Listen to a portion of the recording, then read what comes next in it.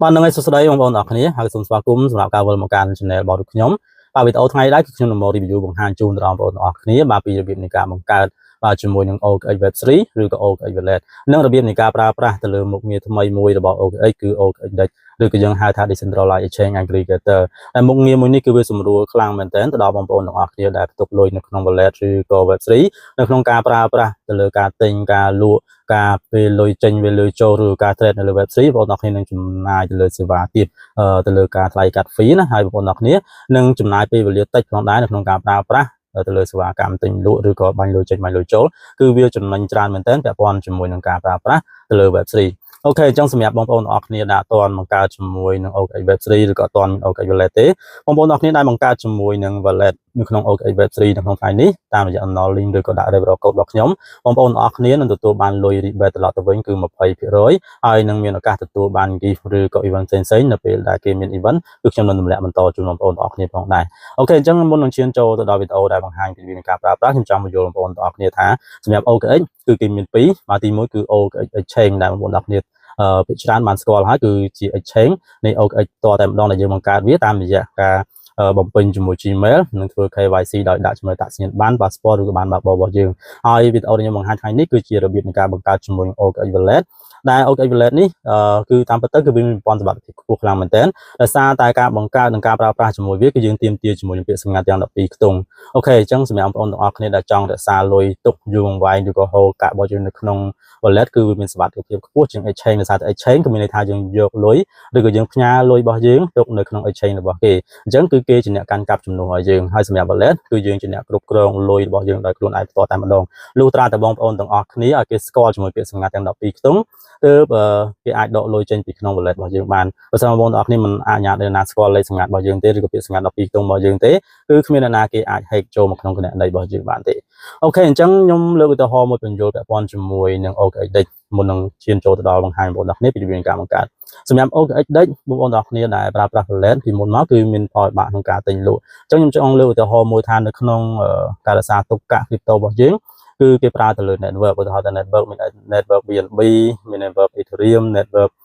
ពាក់ព័ន្ធជាមួយ Celo ឬក៏ network ផ្សេង Solana អញ្ចឹងទៅអញ្ចឹងបើសិនបងប្អូនទាំងគ្នាមានប្រភេទកាក់ USDT នៅលើ network BNB ហើយបងប្អូនទាំងគ្នាឃើញថាមានជាមៀមខ្វាញ់គឺកាក់ថ្មីមួយដែលវាអត់ទាន់លីសចូលទីផ្សារទេប៉ុន្តែបងប្អូនទាំងគ្នាអានព័ត៌មានទៅថាកាក់ហ្នឹងវាសង្ឃឹមក្នុងការលីសចូលទីផ្សារបើសិនមកយើងទិញវាអាចនឹងទទួលបានផលចំណេញប៉ុន្តែកាក់ហ្នឹងវាស្ថិតនៅលើ network Solana ទេអញ្ចឹងសួរថាបងប្អូនទាំងគ្នាអាចយកលុយ USDT បងប្អូនទាំងគ្នាដែលស្ថិតនៅក្រោម network BNB ទៅទិញជាមួយនឹងមៀមខ្វាញ់ថ្មីដែលនៅលើ network Solana បានភ្លាមឬអត់ចម្លើយគឺអត់បានទេដើម្បីទិញបានលុះត្រាបងប្អូនទាំងគ្នាផ្ទេរលុយពី wallet របស់យើងឬក៏ Web3 របស់យើងចូលទៅក្នុង exchange បាទជាប្រភេទកាក់ USDT របស់យើងហ្នឹងហើយយកកាក់ USDT របស់យើងទៅទិញជាប្រភេទកាក់ Solana ហើយវេលុយប្រភេទកាក់ Solana ហ្នឹងចូលមកក្នុង wallet របស់យើងវិញជា network Solana ទៅយើងអាចទៅទិញកាក់ថ្មីជាប្រភេទមានខ្វាញ់នៅលើ network Solana បានអញ្ចឹងគឺយើងត្រូវចំណាយពេល2 3តង់ទាំងវេចេញវេចូលវេចេញវេចូលគឺយើងខាត off fee ចំនួនច្រើនហើយមួយទៀតគឺយើងខាតពេលវេលាប៉ុន្តែសម្រាប់អ្នកដែលប្រើប្រាស់ OKX Dex ដែលខ្ញុំបង្ហាញថ្ងៃនេះគឺបងប្អូនទាំងអស់គ្នាគ្រាន់តែចុច swap មួយតែប៉ុណ្ណោះបងប្អូនទាំងគ្នានឹងអាចធ្វើការទិញលក់កាក់បានដោយតែម្ដងគត់ហើយសេវាក៏ងាយស្រួលហើយសម្រាប់ OKX Dex នេះគឺមានប្រព័ន្ធ aggregator គេហ្នឹងគឺ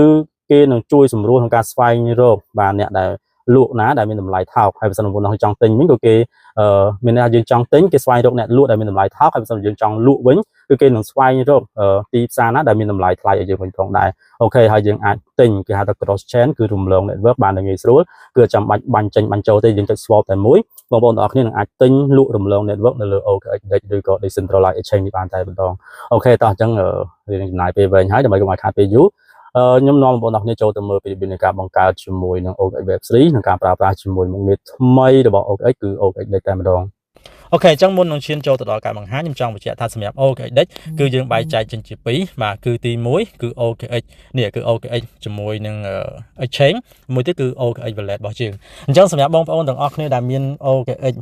រួចរាល់ទៅហើយដែល Exchange ណាដែលបានបំពេញជាមួយ KYC ចុះឈ្មោះរួចរាល់ទៅហើយបងប្អូនទាំងអស់គ្នាមិនមានជាបញ្ហាចោតក្នុងការចុះឈ្មោះទេ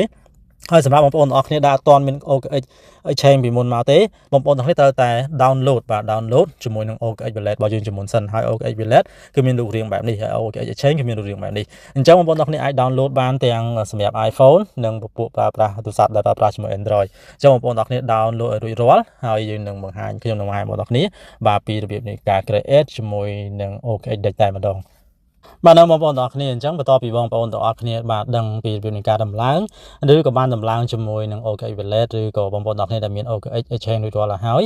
បងប្អូនទាំងអស់គ្នាដែលកំពុងតែតាមដានទស្សនាវីដេអូរបស់ខ្ញុំបងប្អូនទាំងអស់គ្នាគ្រាន់តែយកម្រាមដៃបាទចុចទៅលើចំណងជើងនៃវីដេអូនេះមកបងប្អូនទាំងអស់គ្នានឹងឃើញត្រង់ចំណុចនេះខ្ញុំទៅសេថាបាទ link ដើម្បីចុះឈ្មោះបង្កើតជាមួយនឹង OKX Deck អូខេអញ្ចឹងបងប្អូនទាំងអស់គ្នាគ្រាន់តែយកម្រាមដៃចុចទៅលើ link ហ្នឹងមកគឺវានាំបងប្អូនទាំងអស់គ្នាចូលទៅដល់ទម្រង់មួយដែលបងប្អូនទាំងអស់គ្នាអាចធ្វើការ create ឬបង្កើតជាមួយនឹង OKX Deck ហើយបងប្អូនទាំងអស់គ្នាគ្រាន់តែចុចលើពីថាមកបងប្អូនទាំងអស់គ្នានឹងឃើញខ្ញុំសរសេររបៀបបង្កើតជាមួយនឹង OKX Exchange តែម្ដងអូខេអញ្ចឹងសម្រាប់បងប្អូនទាំងអស់គ្នាដែលអត់ទាន់មាន OKX Exchange ទេបងប្អូនទាំងអស់គ្នាអាចធ្វើការបង្កើតបានដែលគ្រាន់តែមើលវីដេអូនេះ logo សញ្ញារូបឈប់នេះបងប្អូនទាំងអស់គ្នានឹងឃើញពីរបៀបនៃការបង្កើតជាមួយនឹង OKX Exchange តែម្ដងមួយទៀតបងប្អូនទាំងអស់គ្នាអាច scroll មកលើបងប្អូនទាំងអស់គ្នានឹងឃើញពាក់ព័ន្ធជាមួយនឹង channel Telegram របស់ខ្ញុំឬក៏បងប្អូនគេនឹងឃើញជាមួយពាក់ព័ន្ធជាមួយ Telegram ផ្លូវការរបស់ខ្ញុំព្រោះថាវីដេអូនេះបងប្អូនខ្លះគាត់អាចនឹងស្មុគស្មាញនៅក្នុងការយល់ណាចឹងបងប្អូនទាំងអស់គ្នាអាចសួរសំណួរផ្សេងៗបើសិនជាតាក់នៅត្រង់ចំណុចណាពាក់ព័ន្ធនឹងការបង្កើតជាមួយ OKX Deck នេះបងប្អូនទាំងអស់គ្នាអាចសួរខ្ញុំបានគ្រប់ពេលវេលារាល់សំណួរបងប្អូនទាំងអស់គ្នាខ្ញុំរីករាយឆ្លើយតបទៅវិញអូខេតោះឥឡូវបងប្អូនទាំងអស់គ្នាអាចចុចលើ link ខាងលើដើម្បីធ្វើការ join ឬក៏ចុះឈ្មោះជាមួយនឹង OKX Deck តែម្ដងបាទបងប្អូនទាំងអស់គ្នាអញ្ចឹងសម្រាប់បងប្អូនទាំងអស់គ្នាដែលបានធ្វើការបង្កើតជាមួយនឹង OKX Exchange ហើយបងប្អូនទាំងអស់គ្នានៅពេលយើងចុចលើ link របស់ខ្ញុំគឺវានាំបងប្អូនទាំងអស់គ្នាចូលមកដល់ក្នុងទម្រង់បែបនេះអូខេអញ្ចឹងអ្វីដែលបងប្អូនទាំងអស់គ្នាទៅធ្វើបន្តបងប្អូនទាំងអស់គ្នាគ្រាន់តែយកម្រាមដៃបាទចុចលើពេលថា join now នេះមកគឺវានាំបងប្អូនទាំងអស់គ្នាចូលមកដល់ក្នុងទម្រង់មួយទៀតអញ្ចឹងដោយសារតែកន្លែងនេះខ្ញុំបានធ្វើការជាន់វារាល់ហើយអញ្ចឹងវាអត់អាចខ្ញុំជាន់ម្ដងទៀតទេអញ្ចឹងបងប្អូនទាំងគ្នាដែលអត់បានជាន់បង្កើតជាមួយនឹង OKX Deck ទេបងប្អូននៅជាន់មកបងប្អូនទាំងគ្នាទទួលបានការ share 20% ត្រឡប់ទៅវិញរឿងរាល់ពេលបងប្អូនទាំងគ្នាធ្វើការទិញធ្វើការលក់ធ្វើការ swap រាល់សេវា fee ផ្សេងៗដែលប្រើប្រាស់នៅក្នុង OKX Deck នេះបងប្អូនទាំងគ្នានឹងបានទទួលបានការ share 20% ត្រឡប់មកវិញតែម្ដងអូខេអញ្ចឹងមួយទៀតសម្រាប់បងប្អូនទាំងគ្នាដែលថ្មីបងប្អូនទាំងគ្នាអាចតាមដានមួយកម្រិតទៀតបងប្អូនទាំងគ្នាដឹងពីរបៀបនៃការបង្កើតជាមួយ OKX Deck បាទនៅមួយទៀតសម្រាប់បងប្អូនទាំងអស់គ្នាដែលអត់ទាន់បានបង្កើតជាមួយនឹង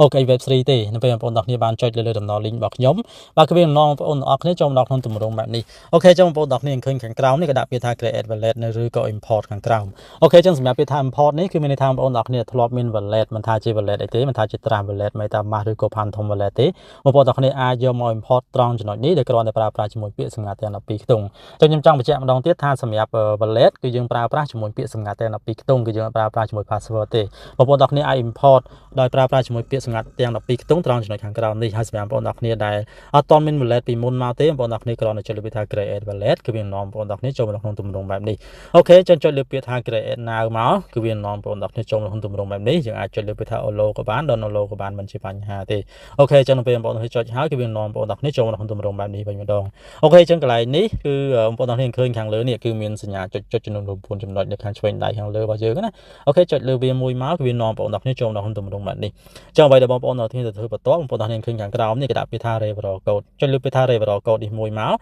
បងប្អូនទាំងអស់គ្នាឃើញកន្លែងនេះគឺគេដាក់ពាក្យថា invite by friend ហើយគេឲ្យយក enter code អូខេចុចលើពាក្យថា enter code នេះមួយមកគឺវានាំបងប្អូនទាំងអស់គ្នាចូលមកក្នុងទម្រង់បែបនេះម្ដងទៀតអូខេអញ្ចឹងចូលមកដល់ក្នុងទម្រង់បែបនេះបងប្អូនទាំងអស់គ្នាឃើញខាងលើនេះគេដាក់ពាក្យថា referral code អញ្ចឹងបងប្អូនទាំងអស់គ្នាគ្រាន់តែវាយលេខកូដណែនាំមកខ្ញុំមកគឺ BD បាទ94ដើមបងប្អូនទាំងអស់គ្នាវាយកន្លែងនេះហើយចុចលើពាក្យថា confirm ខាងក្រោមនេះគឺវានាំបងប្អូនទាំងអស់គ្នាចូលមកដល់ក្នុងទម្រង់នេះមួយទៀតអូខេអញ្ចឹងមកដល់កន្លែងនេះយើងអត់ធ្វើផ្សេងទៀតទេបងប្អូនទាំងអស់គ្នាក៏ចុចលើពាក្យថា confirm មកអូខេបងប្អូនទាំងអស់គ្នាឃើញកន្លែងនេះគេដាក់ពាក្យថា you are all set មានថាបងប្អូនទាំងអស់គ្នាបាន complete រួចរាល់ជាមួយនឹងការបង្កើតជាមួយនឹង OKX Deck ឬក៏ Web3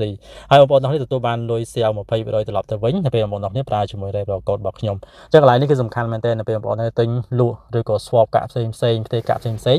បងប្អូនទាំងអស់គ្នាទទួលបាន 20% នៅពេលបងប្អូនទាំងអស់គ្នាប្រើប្រាស់ referral code របស់ខ្ញុំហើយការប្រើប្រាស់នេះគឺយើងបំពេញតែម្ដងទេគឺមានភាពងាយស្រួលមែនទែនអូខេចឹងបងប្អូនទាំងអស់គ្នាអាចចុចលើសញ្ញាខ្វែងខាងលើឬក៏ចុចពាក្យថា start trading នេះមកគឺវានាំបងប្អូនទាំងអស់គ្នាចូលមកទំព័រដើមនៃ OKX របស់យើងហើយបងប្អូនទាំងអស់គ្នាឃើញកន្លែងនេះគេដាក់ពាក្យថា OKX ចុចលើវាមួយមកបងប្អូនទាំងអស់គ្នានឹងចូលមកទម្រង់បែបនេះអញ្ចឹងមកដល់កន្លែងនេះអ្វីដែលបងប្អូននៅធ្វើបន្ទាប់គឺយើង យើង set ជាមួយ secret phrase របស់យើងព្រោះមុនហ្នឹងយើងអត់ទាន់បាន sell ទុកជាមួយនឹងពាក្យសម្ងាត់តែ12ខ្ទង់របស់យើងទេអូខេបងប្អូនទាំងនេះឃើញខាងក្រោមនេះគេដាក់ពាក្យថា menu backup ចុចលើនឹងមួយមកគឺវានាំបងប្អូនទាំងនេះចូលនៅទម្រង់បែបនេះចុចលើពាក្យថា continue បងប្អូនទាំងនេះរងចាំកន្លែងនេះគឺមាន second របស់គេ load ប្រហែលជា6 second អូខេវា load ឲ្យចេញពាក្យថា understand យើងអាចចុចបានចុចលើវាមួយមកបន្តមកទៀតកន្លែងដូចគ្នាអញ្ចឹងគឺមាន second មកគេបងប្អូនមើល step ខាងលើនេះវាសរុបទាំងអស់ code channel វាគឺមាន3ដំណាក់កាលណាយើងរងចាំឲ្យវា load ពាក្យថា understand ចុចលើវាមួយមកបន្តមកទៀតយើងនឹងឃើញកន្លែងនេះពេលវា complete កន្លែងខាងក្រោម backup sheet phrase នេះគឺវាលោកយើងចុចបានយើងចុចលើនឹងមួយមកអូខេចឹងបងប្អូនទាំងគ្នាឃើញកន្លែងនេះគឺជាចំណុចសំខាន់មួយនៅក្នុងដំណាក់កាលនៃការបង្កើតជាមួយ wallet របស់យើងចឹងបងប្អូនឃើញកន្លែងនេះកន្លែងរូបភ្នែកនេះគឺជាការបង្កើតបាទជាមួយមិនមែនជាការបង្កើតទេគឺជាការ sell ជាមួយពាក្យសម្ងាត់តែ12ខ្ទង់របស់យើងអញ្ចឹងបងប្អូនទាំងគ្នាចង់ដឹងថាពាក្យសម្ងាត់តែ12ខ្ទង់នោះមានអីបងប្អូនទាំងគ្នាក៏យកម្រាមដៃចុចលើសញ្ញារូបភ្នែកនេះមកបងប្អូនទាំងគ្នានឹងឃើញពាក្យសម្ងាត់តែ12ខ្ទង់របស់យើងហើយគឺមានលេខរៀងពីលេខ1លេខ12ហើយនៅក្នុងលេខរៀងនីមួយៗគឺមានពាក្យរបស់គេដែលអាចយើងឃើញបានណាអូខេអញ្ចឹងកន្លែងនេះខ្ញុំអត់បង្ហាញទេដោយសារវាជាប្រព័ន្ធសុវត្ថិភាពរបស់ខ្ញុំដូចខ្ញុំបញ្ជាក់អញ្ចឹងបើសិនបើបងប្អូនទាំងគ្នាស្គាល់ពាក្យសម្ងាត់12ខ្ទង់របស់ខ្ញុំបងប្អូនទាំងគ្នានឹងអាចយកគណនីរបស់ខ្ញុំឬក៏អាចផ្ទេរលុយរបស់ខ្ញុំចេញពីក្នុងគណនីរបស់ខ្ញុំបានគ្រប់ពេលវេលាអូខេអញ្ចឹងកន្លែងនេះខ្ញុំចង់បងប្អូនគ្នាយកប៊ិចមកកត់ចំណាំព្រោះថានៅក្នុង wallet របស់យើងរៀងៗខ្លួនមានពាក្យសម្ងាត់ខុសៗគ្នាត្រូវតែកត់ចំណាំព្រោះថានៅពេលក្រោយដែលយើងចង់ import wallet ឧទាហរណ៍ថាយើងចង់ដូរទូរស័ព្ទថ្មីទូរស័ព្ទយើងខូចបើយើងអត់ចង់ចាំអានឹងទេយើងអាចយកគណនីចាស់របស់យើងមកប្រើប្រាស់បានទេមានន័យថាលុយទាំងប្រមាណនៅក្នុង wallet របស់យើងបើមិនបើយើងភ្លេចពាក្យសម្ងាត់តែ12ខ្ទង់នេះគឺបាត់តែម្ដងកន្លែងនេះគឺសំខាន់មែនទែនអូខេអញ្ចឹងបងប្អូនទាំងគ្នានៅពេលយើងចាំបាទយើងចុចមើលហើយយើងដឹងពាក្យសម្ងាត់តែ12ខ្ទង់នឹងអីហើយចុចលើវាថា continue នេះមកគឺវានាំបងប្អូនទាំងគ្នាចូលដល់ទម្រង់បែបនេះគេឲ្យយើងបញ្ជាក់ឡើងវិញគឺបញ្ជាក់ចំនួន3ដងទី1គេសួរថាឧទាហរណ៍ណាគេសួរថាពាក្យលេខរៀងទី1គឺពាក្យអីគេហើយលេខរៀងទី3គឺពាក្យអីគេលេខរៀងទី6គឺពាក្យអីគេទៅអញ្ចឹងបងប្អូនចុចមកយើងមើលអាពាក្យយើងបាន sell ទុកថាលេខរៀងទី1ពាក្យអីគេទី3ពាក្យអីគេទី6ពាក្យអីគេយើងចុចតាមនឹងមកគេឲ្យយើងចុចណាពេលយើងចុចត្រូវហើយបងប្អូនទាំងគ្នាឃើញខាងក្រោមនេះពាក្យ done គឺវា load ឲ្យយើងចុចទៅមុខបា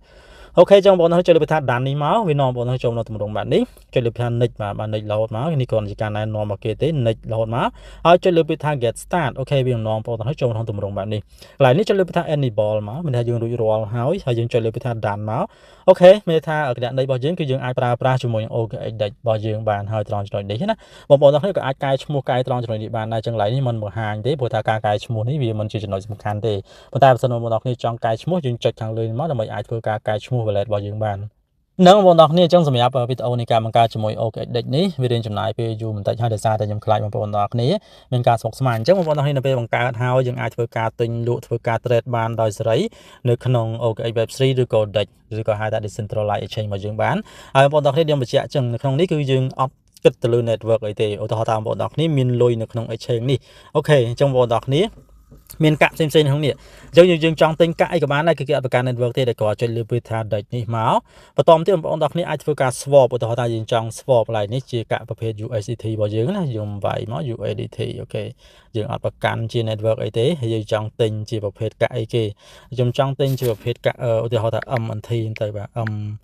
MNT ជាកាក់តំណាងឲ្យពាក់ព័ន្ធជាមួយនឹងBybit អូខេ Bybit ចឹងទៅបងប្អូនអាចវាយ MNT មកវា load ឲ្យយើងឲ្យ MNT ចឹងទៅអញ្ចឹងបងប្អូនទាំងគ្នាអាចប្រើប្រាស់ជាមួយនឹងការ swap នេះបានដោយសេរីយើងអាច swap ដោយផ្ទាល់ក៏បានកំណត់ការ swap ក៏បានហើយបងប្អូនទាំងគ្នាអាចប្រើទាំង DeFi អាចប្រើទាំងមុខងារផ្សេងនៅក្នុងនឹងអាចរក្សាទុកបានកាក់របស់យើងដោយសេរីដោយសារតែយើងមានការកំណត់បានមុខងាររបស់យើងគឺពាក្យសម្ងាត់ទាំង12ខ្ទង់ហើយបងប្អូនទាំងគ្នាដែលប្រើប្រាស់ OKX តាមរយៈតំណ link ឬក៏ដាក់ដោយប្រកបរបស់ខ្ញុំទទួលបានការ sell ត្រឡប់វិញគឺ 20% តែម្ដងគឺមានថាប្រយោជន៍ខ្ពស់មែនទែនហើយនៅក្នុង OKX ឬក៏ Web3 នេះបងប្អូនទាំងគ្នានឹងអាចទទួលបានពាក់ព័ន្ធជាមួយនឹងការ farm កាក់ airdrop ផ្សេងបាទព្រោះថាគេសបោ event មែនទែន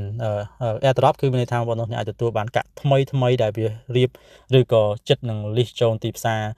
ពាក់ព័ន្ធជាមួយ exchange ណាបងប្អូនទាំងគ្នាអាចទទួលបាន airdrop អស់នោះផងដែរអូខេចឹងវីដេអូនេះចំណាយពេលវែងមែនទែនខ្ញុំសូមបញ្ចប់ទៅប៉ុណ្្នឹងហើយអរគុណបងប្អូនទាំងគ្នាមានដែលបានតាមដានទស្សនាវីដេអូនេះតាមដានរហូតដល់ចប់រកចម្ងល់ផ្សេងអាចចូលទៅឆាតសួរខ្ញុំនៅក្នុង Telegram ផ្ទាល់ខ្លួនឬក៏ក្រុមរបស់ខ្ញុំបានអូខេចឹងអរគុណដែលបានចំណាយពេលដ៏មានតម្លៃតាមដានទស្សនាវីដេអូនេះតាមដានរហូតដល់ចប់បាទ